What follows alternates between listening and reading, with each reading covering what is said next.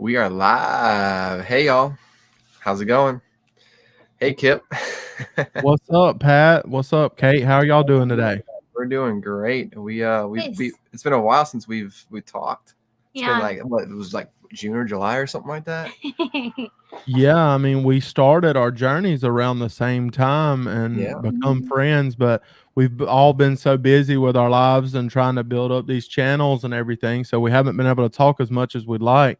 But it's great to get on here and chat with y'all again. It's probably, like you said, it's probably been 6 months. Yeah, it's been a It's while. been a long time. It's been a while, but we always enjoy watching your videos and following your journey too. Yeah. Because you've been supporting us from the very beginning. I think you were our first comment ever. And our third subscriber. Yeah. I think that's pretty cool. I told my wife that once y'all told me that I was the first person to comment. When we got done with that video or live stream, I went in there and told her because I just thought that was pretty cool. Yeah. But like I just knew right away that y'all's channel, the thing is, if you can keep up with it and keep putting out videos, because y'all know it's a lot of work to do it, but if you can keep up with it and you can put out videos, I knew that your channel would eventually go somewhere. And for those of my subscribers that are watching, y'all go check out his most recent video. Well, not the most recent one, the one before that was he's got almost 100,000. Is it what, 90,000 views on that video? 89. Yep. Yeah. So I mean, they're doing awesome things and their subscriber count's going up. So if any of my subscribers aren't subscribed to their channel, go check them out for sure. They make great content.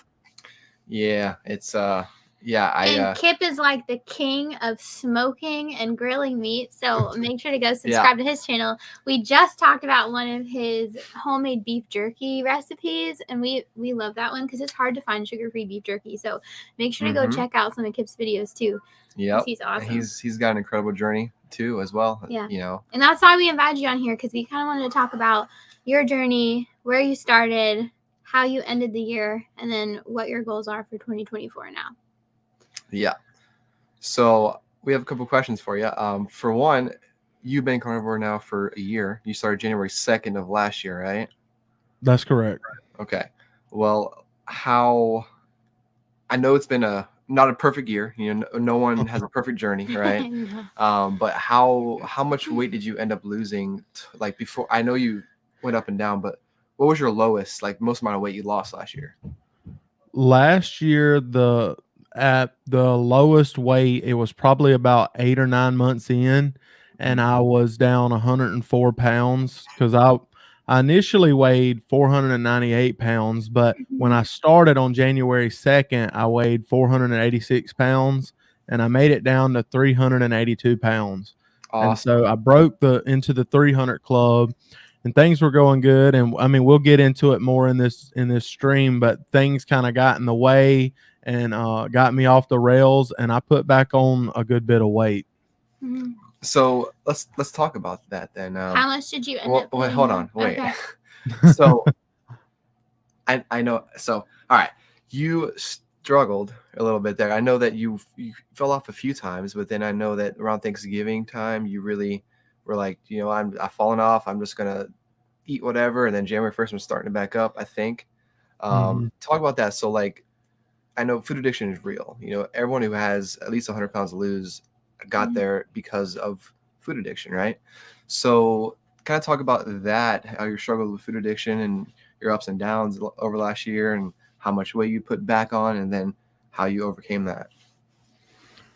Well, I mean, there's still some people out there that believe that, food addiction isn't real and sugar and carb addiction, that's not a problem. I'm like, guys, y'all are crazy. That's crazy. Because I mean, there were times where I'd be just sitting there and like them thoughts would pop up in my head, and like it would take everything that I could do not to turn my car and drive into the McDonald's parking lot and eat that food. So I know addiction because I used to be an alcoholic. I used to smoke dope and smoke cigarettes, and I quit all those things. I quit all that stuff, but the food, I mean, I guess because you have to eat. So And then whenever they make food, the way they process it nowadays with all the different sugar and chemicals and everything that they do when they process food, it makes you want to have it because all these brands are competing against each other. And so I'm like, man, I want that Little Debbie cake and I want this. And they know exactly how to make it to where you constantly think about, I have to have that. Like Reese's, they know how to make a Reese's peanut butter cup. Okay. And so that addiction, there were times where it kept coming up, but I will say that at times during the year when I was at my most, I would say strict might be the word. Whenever I was strict and on track like I was supposed to be, that's whenever things bothered me the least amount. Like whenever I would do really, really good for a certain, like a month at a time, 2 months at a time, and wouldn't have any cheat meal, anything like that, things would be going great. But there were different things that got in the road that we can talk about later that, that made me, have those little slip ups and those cheat meals. And that's whenever I started to go off the rails at different times. So what kind of things, whether it's events that happen in your life or maybe whatever, what caused you to have a cheat meal here and there, then eventually you fall off the wagon? Yeah, well, honestly, everything comes back to, because I've thought about this multiple times, and everything goes back to it's a mental game. Like everything, whether it be a distraction or whatever it is, or the holidays or whatever. It's all a mental game, and how strong are you going to be in those moments. So yeah, there were tons of distractions, and a lot of it, what it just came up to be was, my family's having this cookout and it's somebody's birthday, and there's, this different party going on, and they happen to be making my favorite food there, or the Alfredo that they made looked really, really good. And I'm like, you know what? I've been doing good. See, then we start playing games in our mind. Yep. And we're like, think you need a reward, right? You're like, I've lost all this weight. I deserve a cheat meal, or I deserve this or that. And it's like, exactly. I've lost 80 pounds recently. I can let my hair down a little bit and have this. But then what would happen was I wanted it the next day and the day after that. And then it was like I woke up the giant that just wants to eat everything. Yeah. And so definitely the number one thing I would say is all the different distractions, It's a slippery slope that'll spiral you back to your old ways. Absolutely, for sure. And you were talking about like how the food industry is so, they make everything so addictive nowadays. Like think about chips, all the seed oils they put in, but the chemicals and the right amount of crunch and the right flavors that make your brain really have that dopamine hit to want it over and over and over again. It's crazy. But it wasn't just the distractions. It was also sometimes when you get to doing so well, you start to get complacent, or you start to feel like, man, I got this whooped. Like, I guess you get comfortable. And when you get comfortable, you got to watch out, because you start feeling like, oh man, I got this in the bag. Because carnivore, I mean, if you stick with it, you can do extremely well. Yes. But it's just like if you're a football program, if you, like, I'm a big fan of the University of Alabama, and Roll Tide, we're a winning team. We win all the time. Well, almost all the time. But but the thing is, when you win so much, it's easy to get complacent, and it's easy to, take your eyes off the goal. And at times I may have done that, where I got so comfortable and get used to that daily routine. I'm like, oh, I'll just have that meal or whatever. I'll start back tomorrow because I know I can start back. And then that happened multiple times, and it just kind of makes things spiral. Yeah. I was going to say, for the last like 3 months, my weight loss slowed way down because I had a lot less to lose. And like, I was getting complacent. That's something I have find myself eating like more cheese here and there, put more cream in my coffee, or like little things that are still carnivore, but like things that I had gotten away from. So like I noticed that, and that made me stall out even more. So then I was like, all right, I got to cut out all the artificial sweeteners now. I got to go back to the basics, cut out the cheese, cut out the dairy. And like I ended up kicking that stall. But yeah, I know what you're saying, because you get complacent, you think I got this thing, I got it, I'm winning, but then like you end up having a cheat meal, or you end up falling off the wagon completely, or you just have a carnivore cheat meal, I can call it. But what were you gonna say? So you started in January, and then kind of in December is when you were experiencing kind of those events that kicked you off the wagon a bit. So how much weight did you gain during that December period or when a couple you were months off track? or whatever? No, it wasn't just a couple pounds. I gained 61 pounds back. It put me up over I think it was 431. I'd have to go back, or 433. It was something like that. But I gained 61 pounds back. And I've been working on that since January 2nd. I knew not to start back on the 1st of January because my family was doing like this big, huge cookout and with country food and everything. And honestly, I had started on January 2nd last year, and it worked out great for me last year. So I was like, let's just start back on that same day this year. And it's a reset button. But part of having that reset button, made me just be like, completely be off the rails in December. And after Thanksgiving, I was just, if you had seen what I ate, you would be amazed at the food that I ate and the quantities. I would go to Popeyes and get like 2 big spicy chicken sandwiches, a large mac and cheese, and a large sweet tea. It's crazy. I was way eating out of proportion, and it's because of that addiction. Yeah. So and you were talking about how you had a mindset shift, and like you're just kind of playing mind games with yourself. So now that you're restarting January 3rd, you said, right? January 2nd. No, go ahead.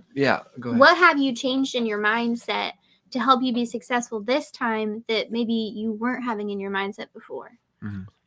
I think I have right now, what I have on my side is experience, because I know what it's like to do really well and then have those roadblocks get in the way, and how I felt after the fact. And I'll say last year, I've had people say, you just need a little more determination. And I'm trying to find ways to have that determination because I have my why. Okay. My daughter's my why.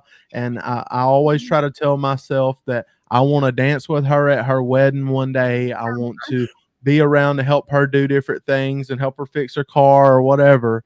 And I'm not going to be able to do those things when I'm 500 pounds or if I'm dead. And so I want to be there for her. So I have that why.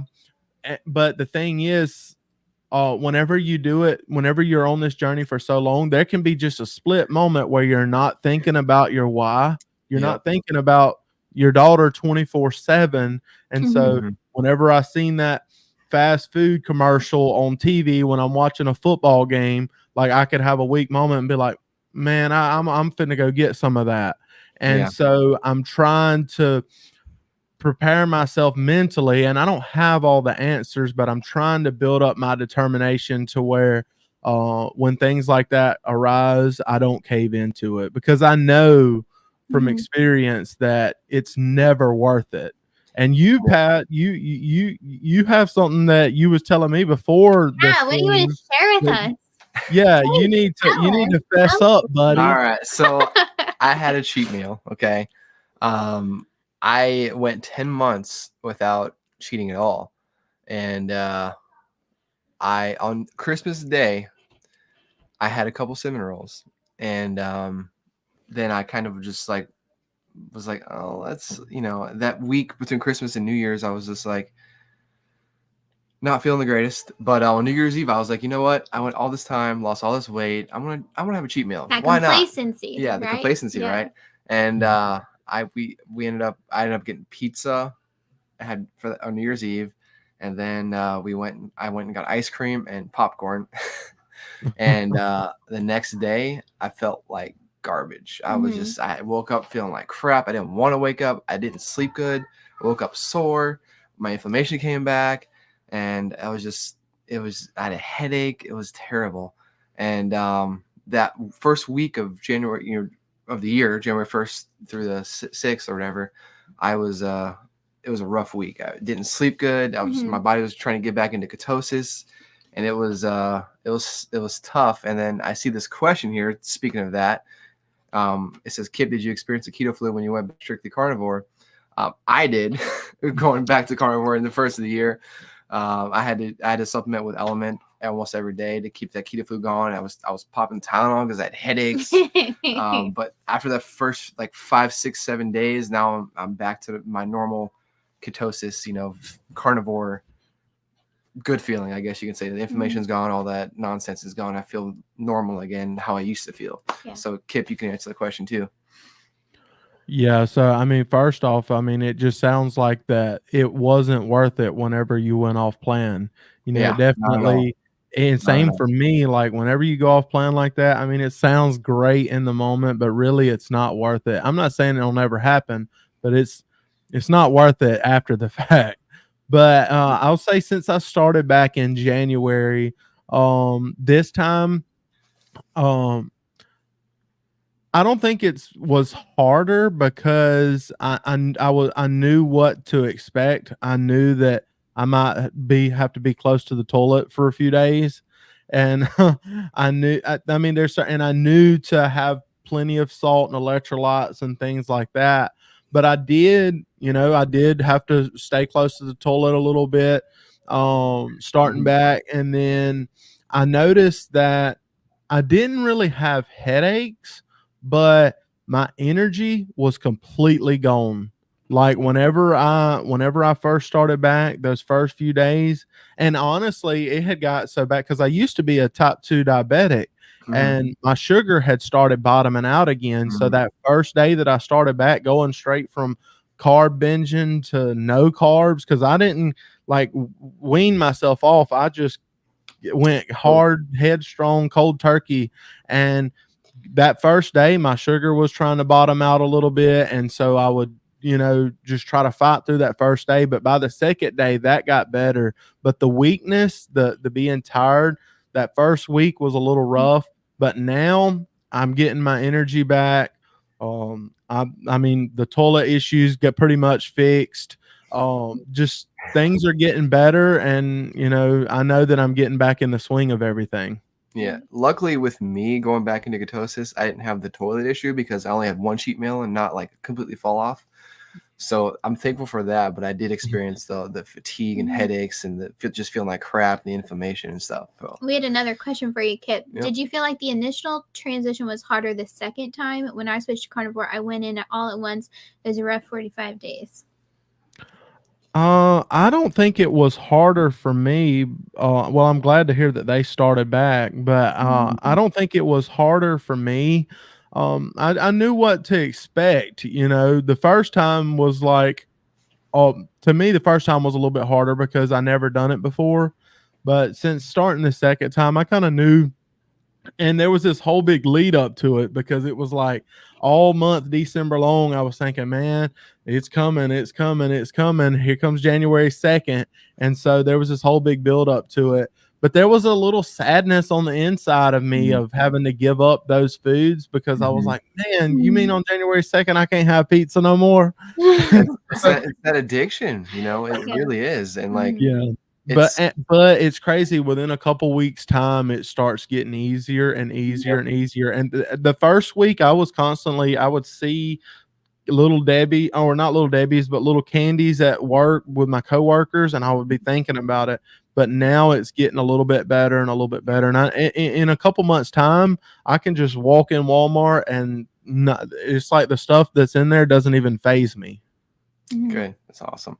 And you went BBBE. You're doing a challenge for 90 days, right?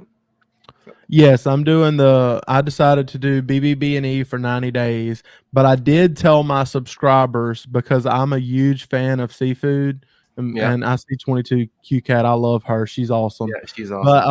But anyway, I did BBB&E for 90 days, but I did tell my subscribers that I love seafood. So I'm allowing seafood if it just happens to be in front of me, because I love it. And I think that it's part of the proper human diet. So I've once, since I've started, which was maybe 2 days ago, I had some boiled shrimp and I tore it up. I had some butter with it. I had real butter with it. BBB&E and S, if you want to call it that. BBE and S. BBB&S. So nice. What does a typical day of eating look like for you right now? Well, the first week or the first few days, it was just eat ungodly amounts of food. as long as it was beef, butter, bacon, and eggs, eat just to get through. Yeah. And then after, it's kind of like, some people call it priming, I guess. So I was just eating a bunch of steaks and things like that. But now it's kind of more of eating twice a day, and I eat a ribeye for lunch, and sometimes I eat a ribeye for supper. But sometimes I'll do like bacon and eggs.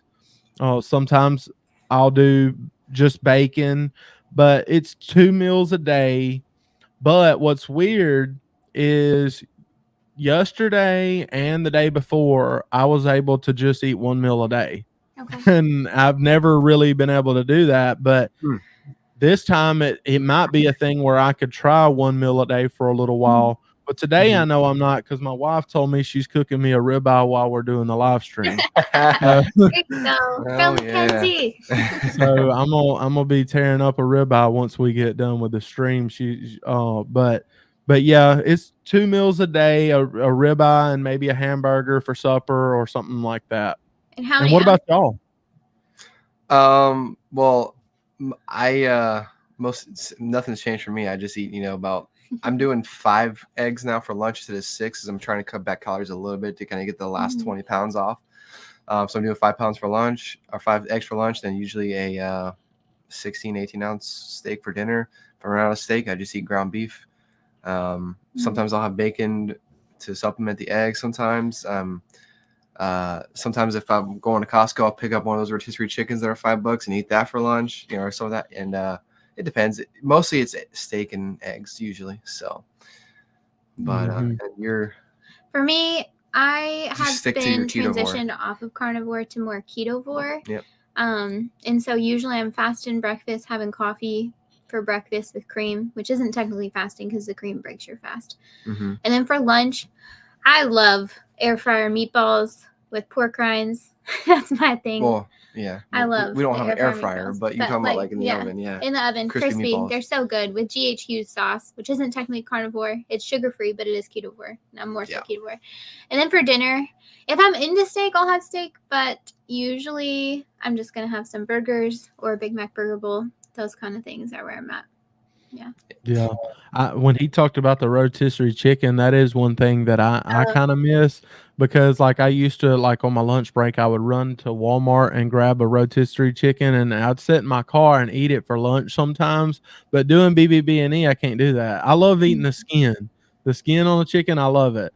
And so I miss little things like that. But I mean, if this is going to jumpstart and help me, get on the right track for the year, and I've told my viewers that after the 90 days, I wouldn't be surprised if I keep doing this, and maybe even tighten it up anymore. Because last year I came out with this funny little challenge, the sea line challenge, which is basically the line diet, but it includes seafood. Yeah. And so I might eventually transition to that, because I will say, even though I'm doing BBB&E, I'm mainly eating beef. I eat more beef than I do anything else, and occasionally I'll eat like 4 or 5 eggs and with my steak, or occasionally I'll eat some bacon for breakfast, but normally it's beef and butter, or beef and tallow. I cook with tallow a lot. Where do you get your tallow? Amazon. I use tallow way before carnivore. Like I've always used it for cooking barbecue. I like to I actually like to smoke the tallow in outside on the smoker and then put it on top of my smoked meat and wrap it in butcher paper. And I just think it adds an awesome flavor and moisture to the meat. So I've always enjoyed tallow, but it's this brand you can just search Wagyu tallow on Amazon, and I like to buy that. Okay, that's a good tip. I might have to get some because we mostly just cook like my eggs. I cook it in butter or bacon grease, depending on. The tallow has a little bit higher smoke point than butter does, and that's one thing that I like about it because butter will smoke up your house pretty quick. But and tallow helps. But now if your skillet's a little too hot and you inhale it, that tallow will choke you down now. But it's a little bit better than butter for the smoke point. Okay. Looks like we got a question from Glycos 850. It's for Carnivore couple. Did you both start at the same time? I'm loving the lifestyle. I really hope my wife will eventually transition with me.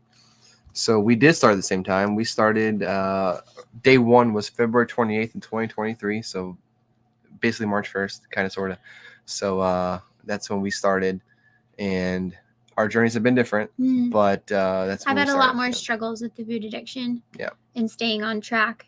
I was really good for about the first 5 months, but then kind of in July, like you were talking about, Kipp, I got complacent. Like, oh wow, I've lost 50 pounds. I could eat that other thing over there. Right? The only thing that's really changed my mindset, I was kind of looking into, I'm not the only person who struggled with addiction. How have other people overcome addiction? So I was kind of looking into the Alcoholics Anonymous kind of information and trying to apply that to food addiction. And so one of their key tenets is 24 hours without alcohol. So I was trying to apply a 24-hour mindset to carnivore of I just need to stay carnivore, or for me, ketovore, for 24 hours. And Laura Spath kind of mentioned the same thing. Her challenge was avoiding the peanut butter in the cabinet from her kids. And so she would tell herself, I can't have peanut butter today. Maybe I can have it tomorrow. So also kind of a 24-hour mindset there. And since since you mentioned kids, people have to. I like to be honest with people that my wife, she's not carnivore, and my daughter, she's not carnivore, and so my daughter, she eats a lot of meat with me, but there's two of us in a household, and we both do things a little different. So there's things that my daughter has in the cabinet that even now I have to tell myself, like, that you can't have that. And so I mean it's a little, there's a mind game there, and that addiction, man, I don't care what people say, it's a real thing, and I definitely still fight it to this day.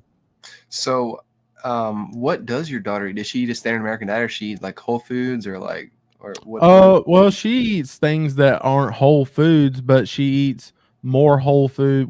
She eats 10 times better than I did when I was a kid. Okay. Like she eats way better, because I was eating fried chicken and fried pork chops the next night, and we'd have we didn't have one carb for supper. We'd have mashed potatoes and we'd have mac and cheese, and then Mama would cook cornbread in a cast iron skillet, and we'd have that as well with the fried fish and all the other things. And so it was country food. Yeah, and so, I know what you're saying. Yeah. And so, I mean, that's how my childhood was. And my daughter, like, even if we go to a place that has fried fish, she'd rather have the fish not fried. She'd tell them, or we'll tell them to grill it. And so she'll do that. And, she doesn't drink. And another thing, I grew up drinking sweet tea religiously all day, every day, sweet tea. And it was really sweet too. And so she doesn't drink sweet tea at all. She drinks water, pretty much only water. If she does ever have juice, we dilute it, like we put like a little bit of juice and the rest water. And so it just has a little bit of that juice flavor. And then my wife, she likes to do the little Mio things that you put in the water. Yeah. So we'll put a little bit of that in a water for her, but not that much. But mainly she just drinks water. She loves my carbonated waters here. Which one? Yeah. She loves these things. This is her version of soda.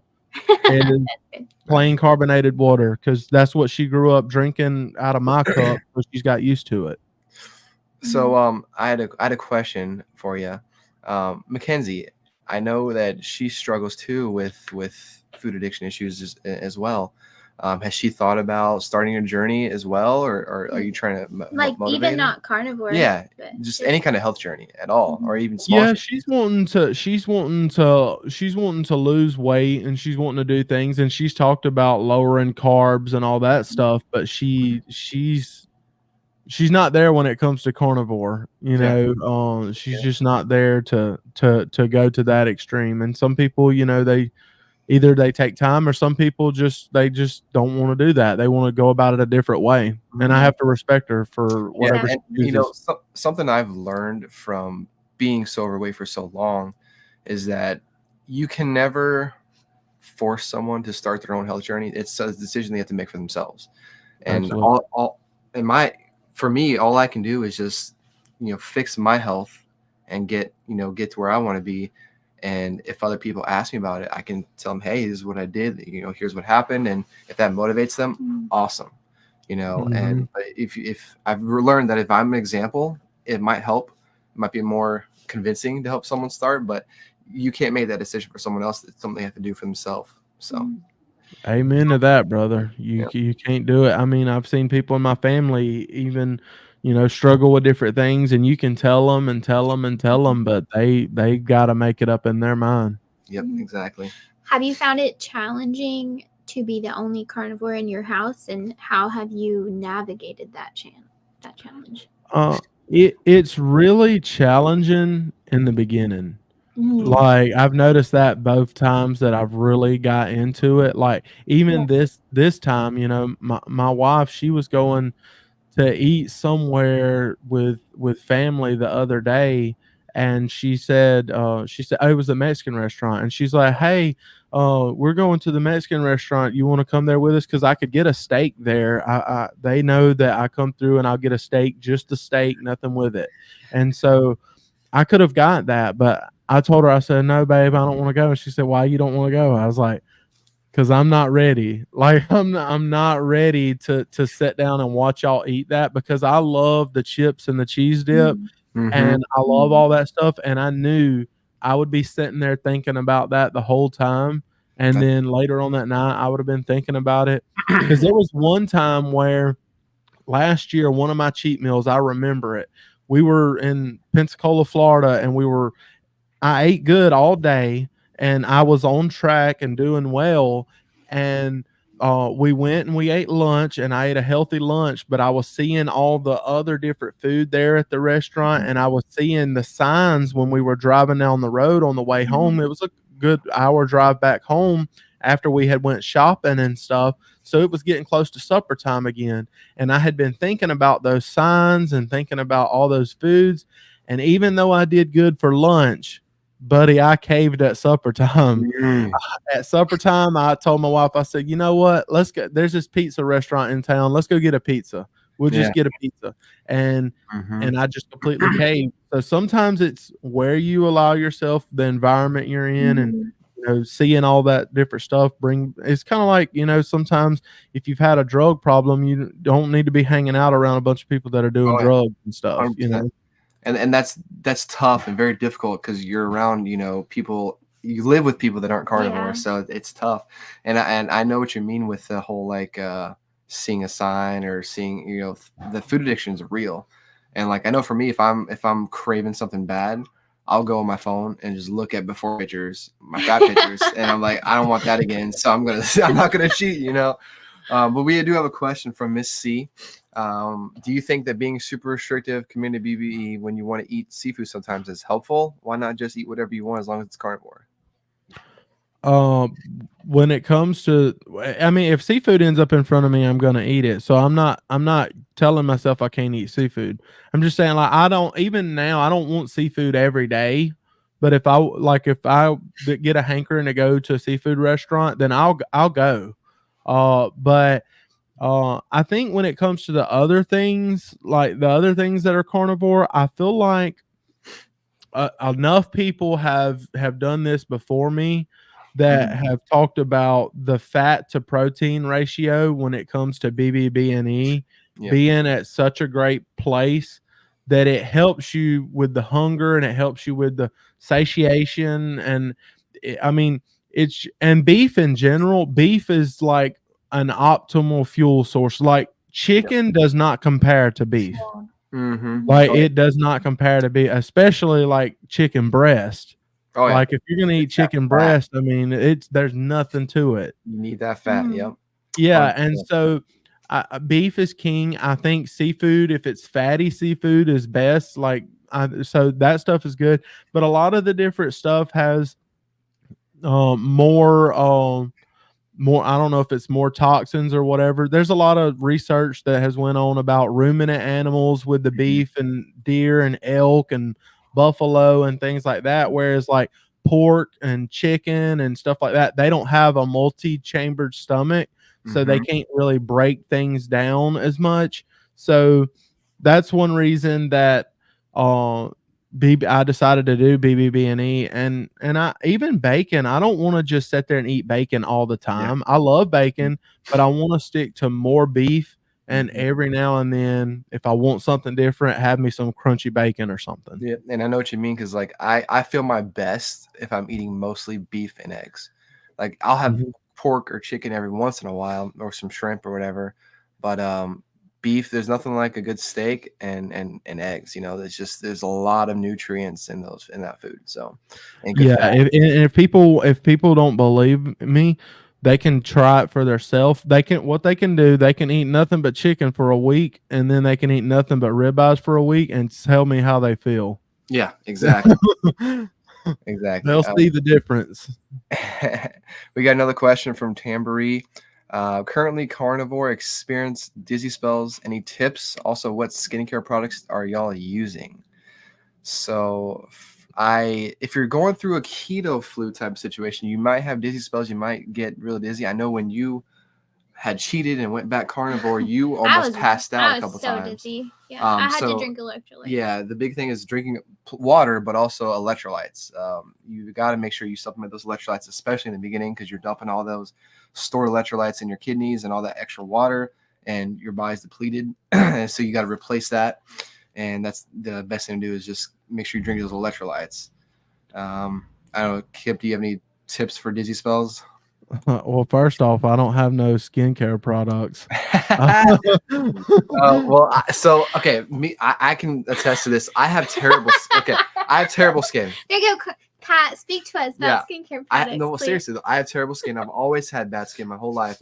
I started getting really bad acne when I was like 11 years old, like pre-puberty, like early puberty, and like I've always had terrible skin, and I have acne scars and everything else. And it got better as I got older, but since going carnivore, I've seen less and less breakouts for acne, and my skin's a lot more clear than it used to be. But I do use products. I do use currently I just use a charcoal-based face wash twice a day when I take a shower or whatever, and then I use a moisturizer that's like got the what's it called? Salicylic acid. The salicylic acid moisturizer every day, and that's helps as well. I'm curious if she's wondering about tallow-based skincare products. Yeah. Because I've seen those around. I personally haven't looked into them, but I've seen a few on like Courtney Luna's YouTube channel. So maybe reach out to what she's using. Yeah. What about you, Kipp, with the dizzy spells? With the dizzy spells, well, it made me think back to when I first started. One thing that you have, I don't know if this person has blood pressure issues, but if you have blood pressure issues and you've been taking medication, you have to. Now, first off, I'm not your doctor. But the thing is, like, you want to make sure that your blood pressure isn't bottoming out. Because if your blood pressure is bottoming out, like, because a lot of people, when they start carnivore, their blood pressure will start going down. And if you're still taking medication that would lower your blood pressure on top of your blood pressure going down, your blood pressure could be getting too low. I noticed that whenever I would stand up and sit down and stuff, that I was, my blood pressure was getting out of whack. So I had to, and I was taking blood pressure medicine. So I had to get them to lower my dosage. Eventually, I'm coming off of it because I've been taking. I switched brands from one that I thought was a little bit better for now, but eventually I'm wanting to come off of that because that's the only thing that I take is that one blood pressure pill. But definitely, if you have blood pressure issues, watch that dizziness. So here's a question. So you used to have high blood pressure. How have you seen that change since going carnivore? And yeah, it could be a mixture of carnivore and just losing weight in general. Because if someone's severely obese and they have high blood pressure, even if they went on a low calorie diet, if they started losing 100 pounds, starving themselves to death, their blood pressure would probably start coming down because all that different, you're less pressure on your organs, less pressure on your body. Just it's not healthy to be obese. It's not. We're not supposed to be, and so. But it has come down. It's getting closer to the normal range. It's not quite there yet, but it's not extremely high. But I mean, it probably runs like 133 over like 90 or something like that. So I still would like to get it a little lower, but I haven't reached a point where I've lost the weight that I need to lose. So I'm excited to see where it's going to be whenever I'm 200 and something pounds. I can't wait. I was watching a video a few weeks ago, and I saw that it was a doctor saying that for every pound of extra weight you have, it's 4 pounds of pressure on all your joints. And I was like, I've lost 100 pounds so that I feel 400 pounds lighter. It's crazy to think about, you know what I mean? Like, so it's nuts. But we got a question or a comment from Eddie Murphy. He says, I've been doing carnivore for about a week and have been gaining weight. Any suggestions of how much to eat? Fat ratio? I'm 6'1", 235. I'm 6'1" as well, and I started at 301. I'm down to actually now 199. But fat ratio, that's why Dr. Berry recommends BBBE for most people starting out carnivore and want to go straight carnivore. There's a good fat ratio there in your eggs, your beef, and your bacon, and your butter, of course. So usually if you stick to the BBBE type of thing most of the time, you don't have to be strict. Maybe have some cream in your coffee, or maybe have chicken or pork every once in a while. But if you stick to the core of what you eat, BBBE, you should be getting plenty of fat. And I don't know why you're gaining weight. It might just be your body adjusting to the different way of eating. Could be your guts changing with and everything like that too. I have no idea. Kipp, any thoughts on that? I think about Dr. Chafee talking about that carnivore makes it the most easy for him to gain muscle. So he could be naturally picking up some muscle by eating all that protein and everything. Yep, and honestly, hey, Eddie Murphy, I would swap with you. I'd love to be 6'1" and 235 pounds. If I was 6'1" and 235 pounds, I would feel like dynamite right now. Hey, I'm 6'1" and 199. I feel great. Yeah, so like don't beat yourself up. Give it longer than a week. I'm a 400-pound guy, and I would love to have your problem right now. So you're gonna make it through it. Just give it a little time, and if you have to, like he was talking about, play with the fats. Like you might not be having enough fat. You could be having too much fat. You just got to find what works for you. But the main thing is, if you're only a weekend, you just got to give it a little time and just see what happens. Yeah. You give it a full 30 days of going strict, and you should see some changes. Like hopefully the weight goes down. It should, especially if you were eating a standard American diet before. So just give it time. Trust the process. Just take it one day at a time. Tell them your condiments. Yeah. So he says, what's your go-to condiments? I'm a dipper, and it's been a real struggle. I actually used to dip as well. I dipped. I wasn't a heavy dipper, but I did dip a couple times a week for a few years. And I went to those Zen pouches, but then I haven't had any nicotine in over a year. So it's probably a year and a half. So it's something that I kind of relate with. But condiments, Frank's Red Hot sauce on everything. Not my steak, just my eggs. It's not carnivore. Yeah, what are you doing? It's fine. It's no carbs, no sugar. But I'm a hot sauce addict. Not really, but I love hot sauce. I've always loved it. Sometimes now, if I want a hot dog every once in a while, I'll put some mustard on it. No big deal. I know we like our GHQ sugar-free sauces sometimes. We did that in the beginning, especially. What about you, Kipp? Yeah, well, during the BBB&E challenge, I'm not having anything like that. But whenever last year I did do hot sauce quite a bit. I like Frank's hot sauce, but I also like a few different brands. But hot sauce, I never did mustard though. I just never craved mustard or anything.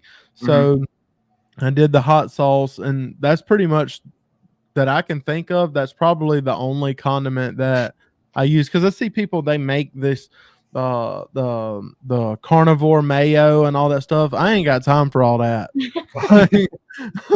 I'm like, no, I'm not gonna do that because it's probably gonna expire in 3 days. And like, so I've just never dealt with making anything like that. So mainly just hot sauce, but right now none. I have a question for you before we get to the next one. Kipp, since you're BBBE now, do you use any seasonings on your food, or you just do salt? Yeah, I still allow some seasonings because, like, for me, dude, from coming from barbecue, seasoning is life. Okay. Oh, I know. Yeah. And so it was hard enough for me to give up the sauces and the sugar rubs and all that stuff. So if something's got some black pepper and garlic in it, to me, that's not the end of the world. I don't think that the obesity problem in America is because of black pepper and garlic or paprika. I think the obesity is from all the processed stuff, the sugar and the carbs and all that. So that's basically what I'm doing. I'll make a steak and I'll put some different spices or some different little rubs, but I make sure they're very clean. Yeah. I was gonna say there are people out there who do have flare-ups from certain things. You have to just test the water, see what you react to, see if black pepper makes you inflame, don't eat it, So but yeah, I'm right there with you. Do you have any specific rubs or seasonings that you would recommend? Yeah. So I like the list is real small now because I used to have, a pantry full of rubs from a lot of different brands, and I make my own. But the first thing I would recommend is to just make your own rub. Like, you can take different ratios of salt and pepper, and if you want garlic, you can do that, and you can make rubs. But if you don't want to do that and you want to buy store-bought, there are some brands that I use that has some pretty clean stuff.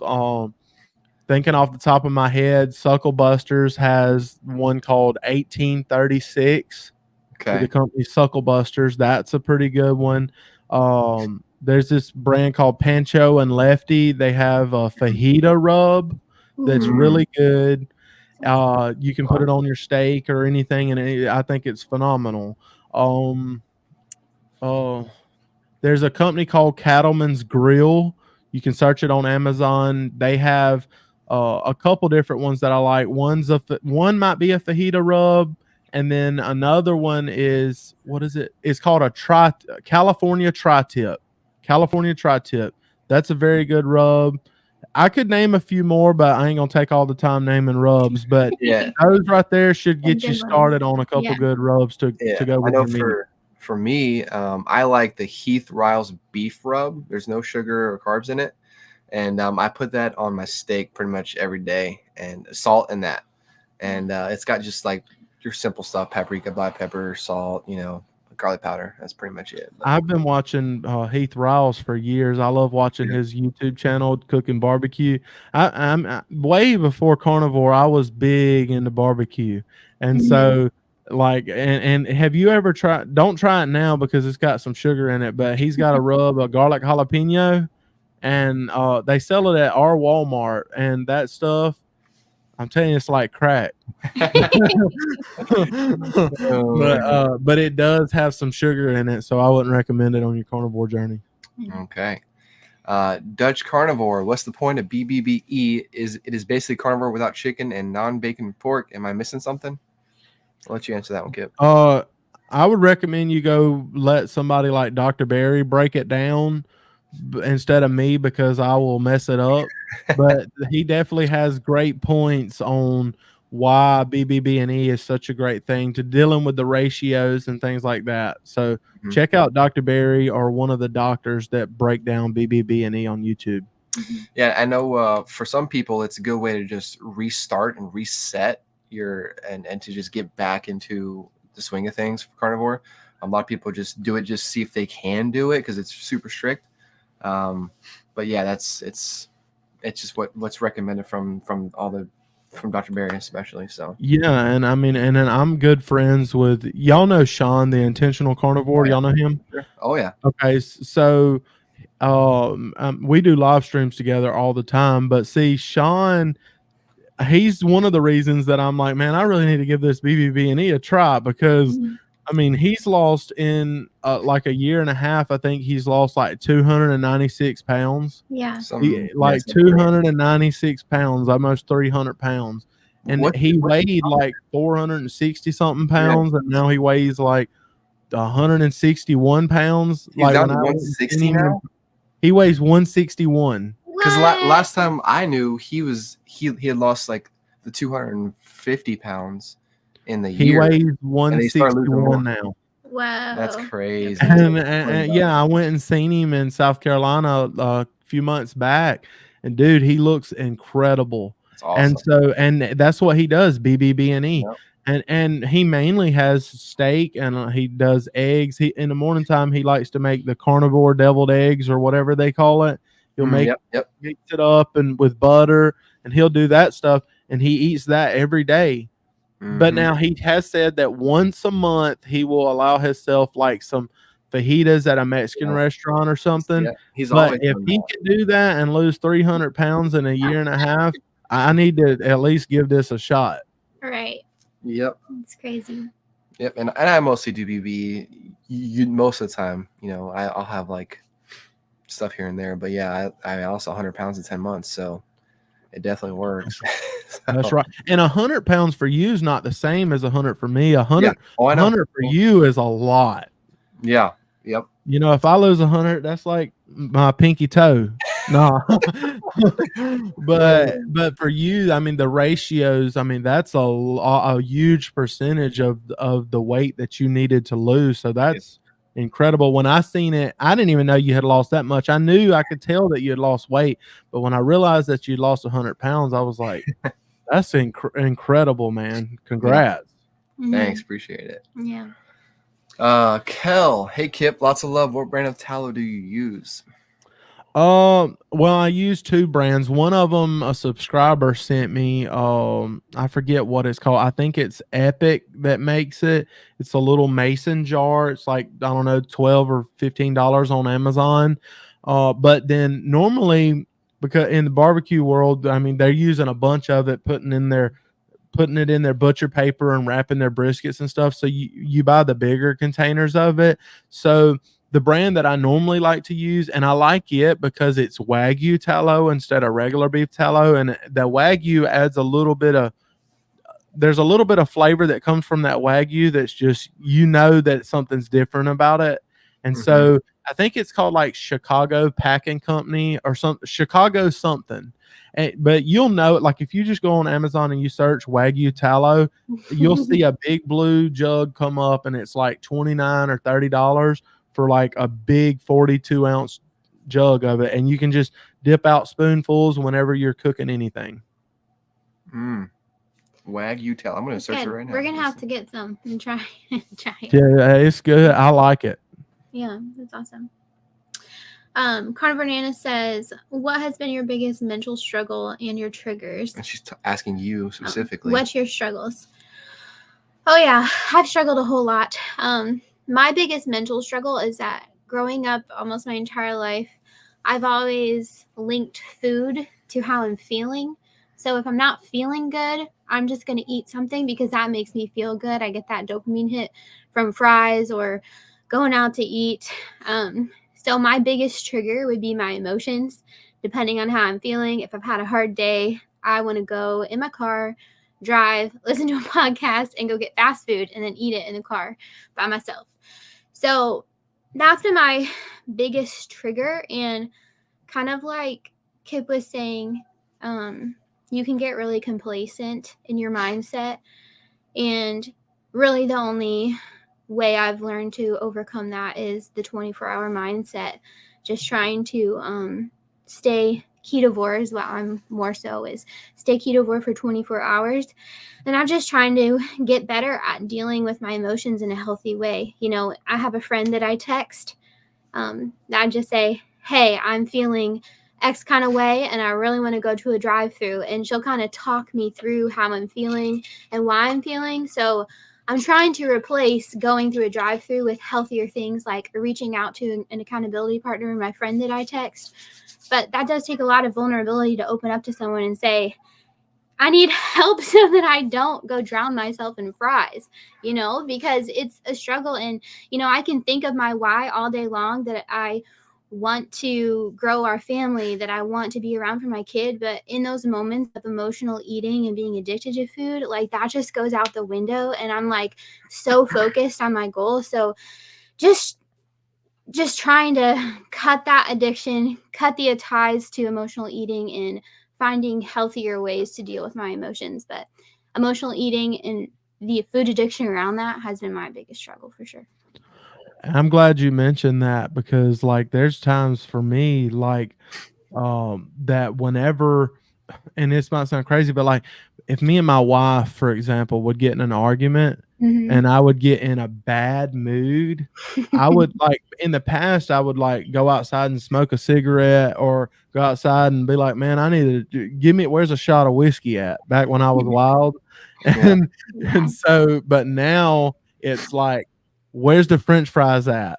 Like I'm just, I'm finna go to McDonald's and I'm finna tear it up. And it's almost like for a split moment, I don't care about life anymore. It's like I know the right thing to do, but in that moment, you're just like, I'm mad, I'm mad, I'm frustrated, so I'm just gonna go do something that I know I don't need to do. And that addiction, talking to yourself, oh, it'll be okay, this will make you feel better, but really it won't help you in the end. The key is to find a way to channel your emotions and find a way to deal with them where that doesn't involve food.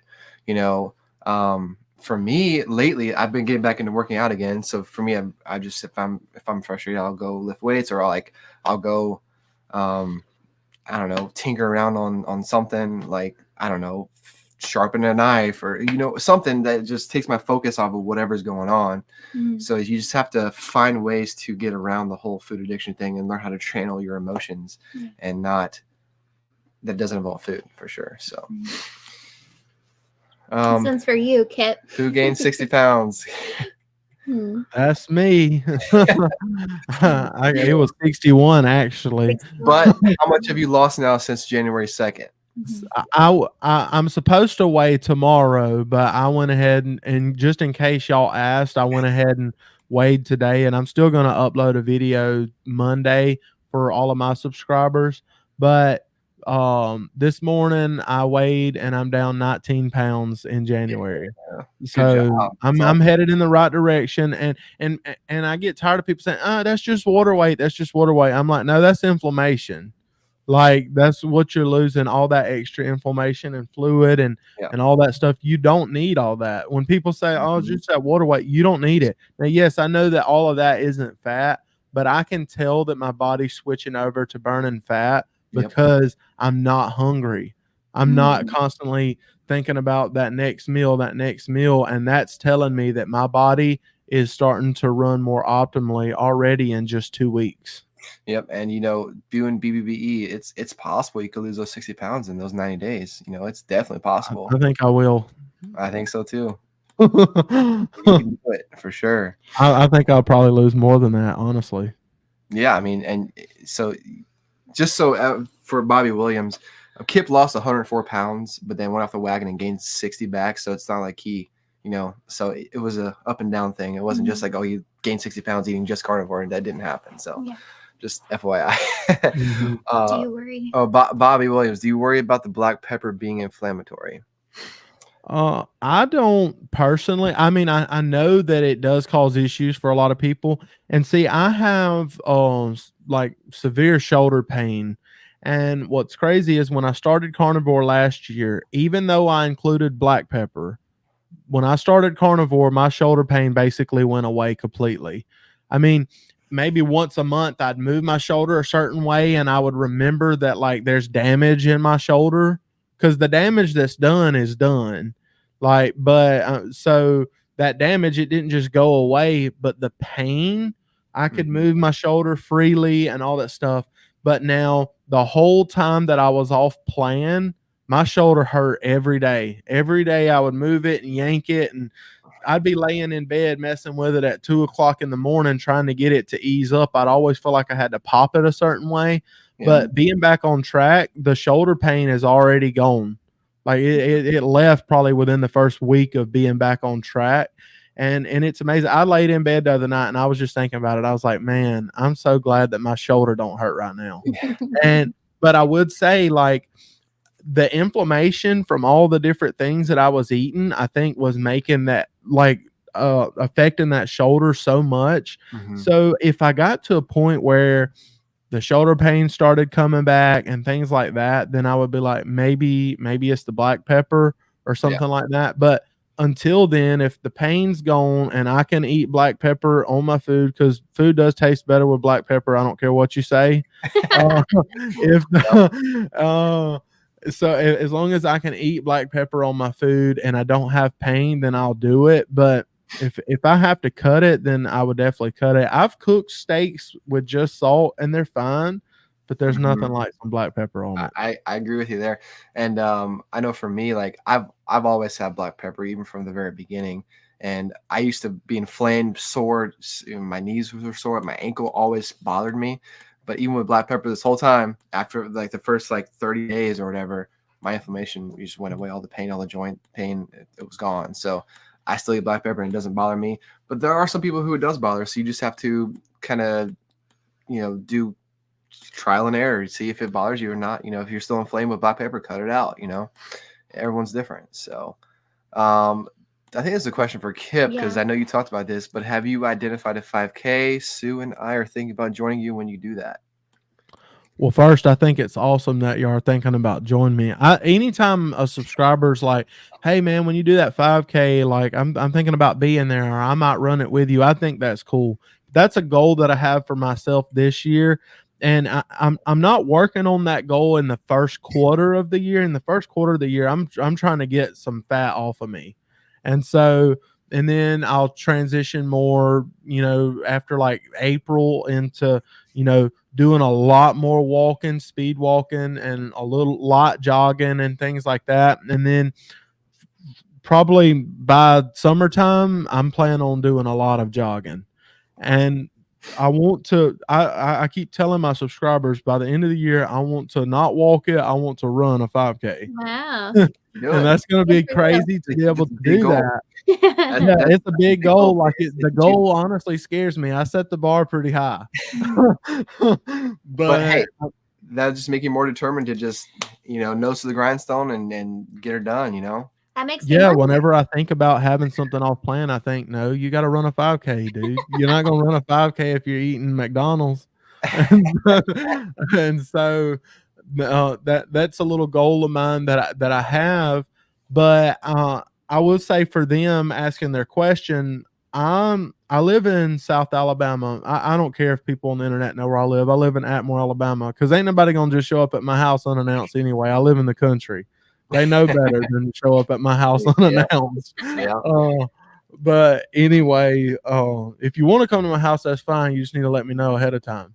But but so if I do a 5K, it'll probably be somewhere within an hour of my house. But I haven't researched. I live in Atmore, Alabama, and so I need to research like either Pensacola or Mobile or some bigger town to see if they have something, because I haven't researched it yet. But I don't know. Maybe Twin Maples might know somewhere in that area, but I definitely want to do one this year. Hey, Mackenzie. That's my wife. Yep. Thanks for watching the babies.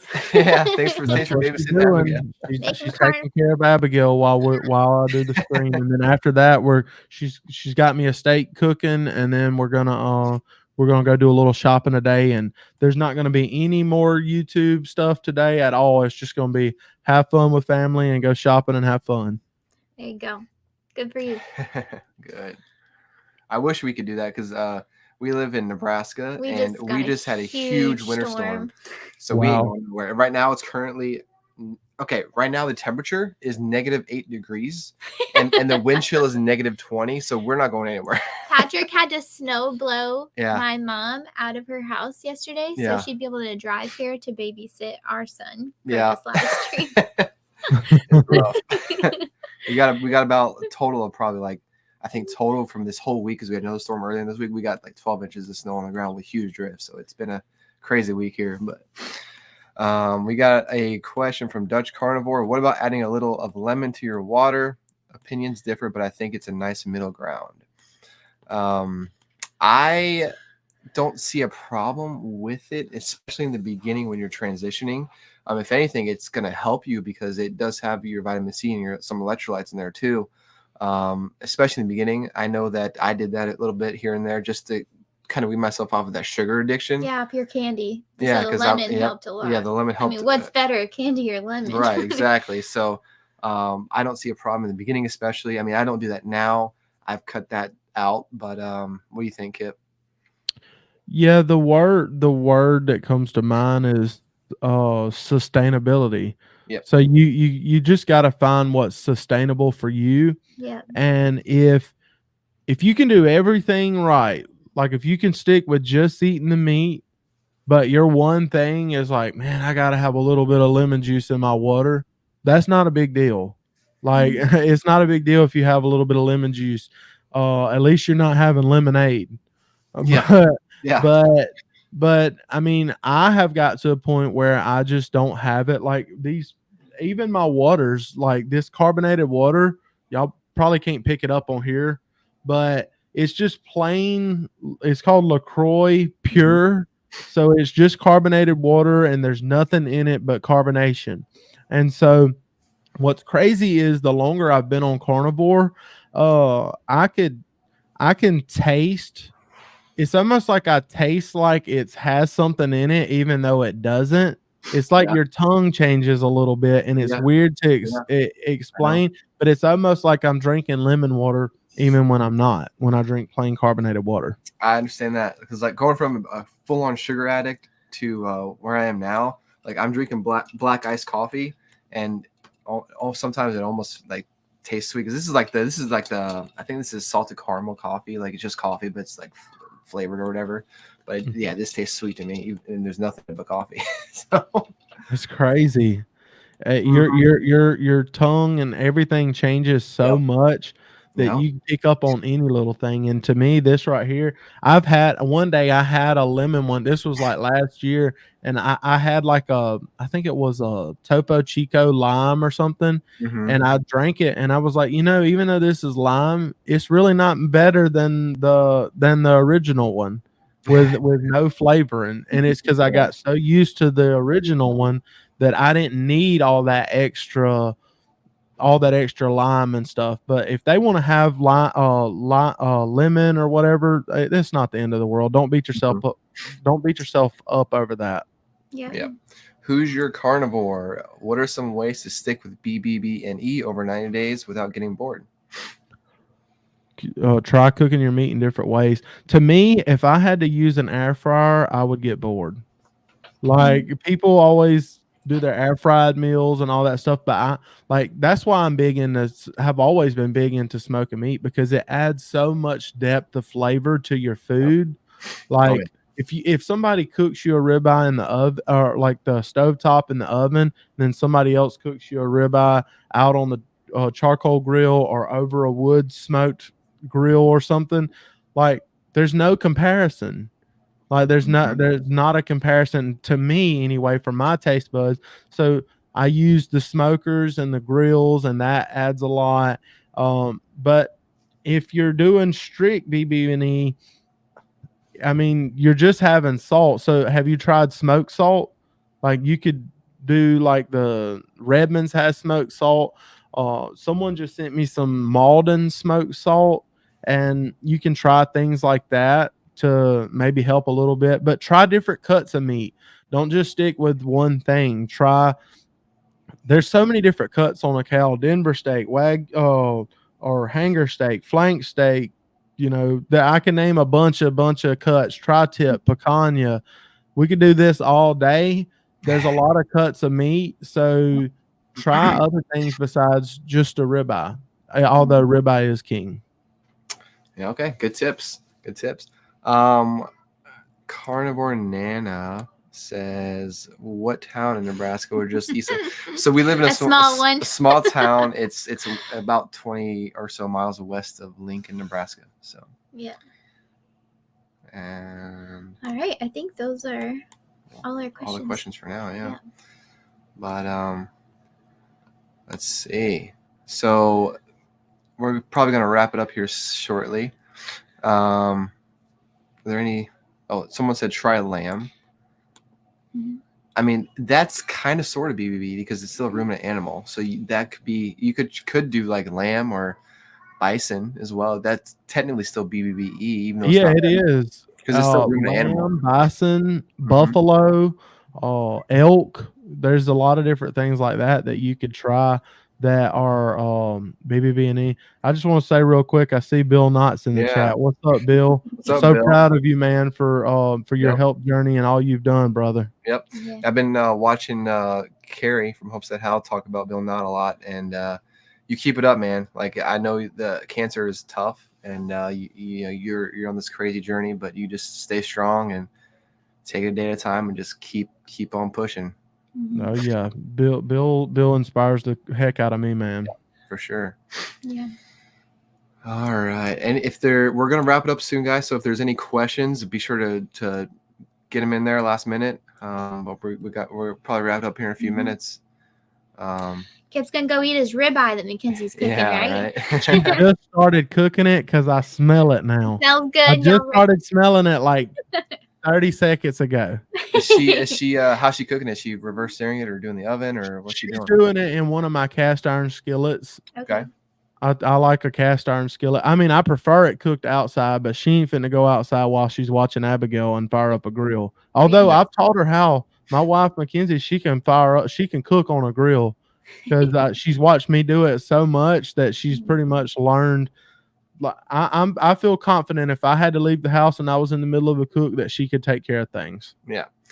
And I know lately for us, because it's winter full blown here and I don't really want to go outside and grill, Kayla will cook my steak in the oven, and she does a pretty good job. She's reverse seared a couple times in the oven, but I'm trying, Kipp. I'm trying. Yeah, but we just put cast iron skillet in the oven at 500 and let it get real hot, and then we'll put a little beef tallow or maybe some avocado oil or something like that in it, and then put the seasoned steak on that, put it back in the oven, get a good crunch, get a good crisp on it for about 6 minutes, and flip it, and then put some butter on it and let it till it gets up to temp, and then it's really good.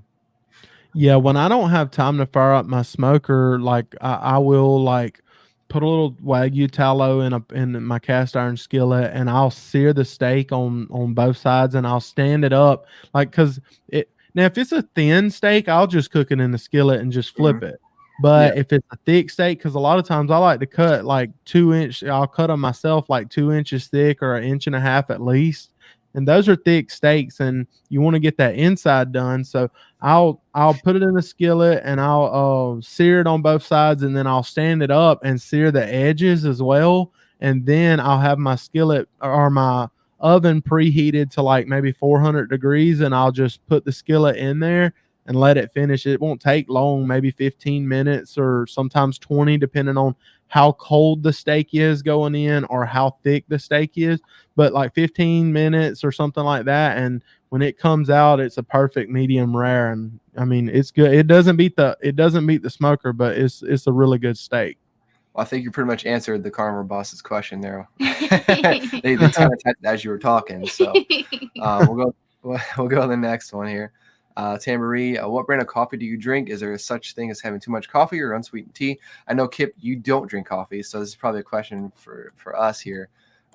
We drink, it depends. Folgers, we like Cameron's coffee. They have like the salted caramel or the southern pecan one. I drink mine black, which I like iced coffee, so I just do ice and black coffee.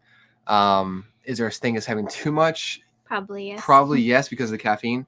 I wouldn't recommend more than about 400 milligrams of caffeine per day. That's kind of like what's recommended, the max. You want to be drinking water most of the time. Drink mostly water, but I do have coffee in the mornings, and sometimes I'll have it in the afternoon at about 2 o'clock, no later than that, so I can sleep. But having too much coffee or sweet, I would just know the caffeine content and how much you're drinking. Just be careful not to overdo it, because it will affect your sleep, especially if you drink too late in the day. So that's, I guess, the answer there. All right, y'all. I think we're going to wrap it up. Just want to say thank you guys for commenting, asking so many great questions, and make sure to go subscribe to Kipp's channel. He is like the barbecue grilling master. The carnivore barbecue master. But we both got babies to get back to. So thank y'all for coming. Appreciate everyone watching and commenting. We'll see y'all next time. Stay strong. See y'all.